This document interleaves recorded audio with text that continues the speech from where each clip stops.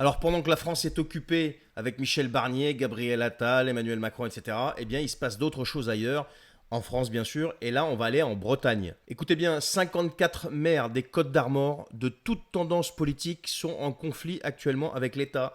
Pourquoi? À cause de la désertification médicale et des difficultés croissantes d'accès aux soins pour leurs habitants. Eh bien les élus ont décidé de prendre un arrêté pour obliger l'État à lancer un plan d'urgence. Ce qu'ils veulent tout simplement, c'est une action rapide et pas du blabla comme d'habitude, sous peine d'une amende de 1 000 € par jour de retard. Et pour eux, c'est une question tout simplement, et ce qui est logique, et on est avec eux, de dignité humaine. Chose que le politique a tendance à oublier de plus en plus. Alors le préfet a fourré son nez là-dedans, et pour lui, eh bien, ces maires sortent de leur champ de compétences. Non mais, c'est à dormir debout. Alors ce qu'il a fait, c'est qu'il a saisi la justice pour faire annuler les arrêtés.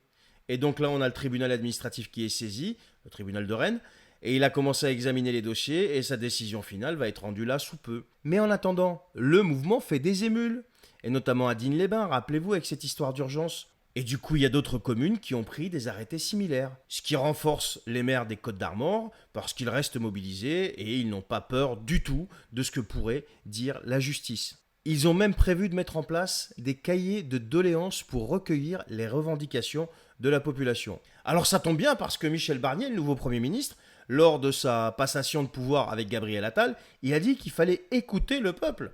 J'ai appris dans ma longue vie publique que les bonnes idées venaient de partout, d'ailleurs, souvent des gens les plus modestes ou les plus simples, quand on prend le soin de les écouter.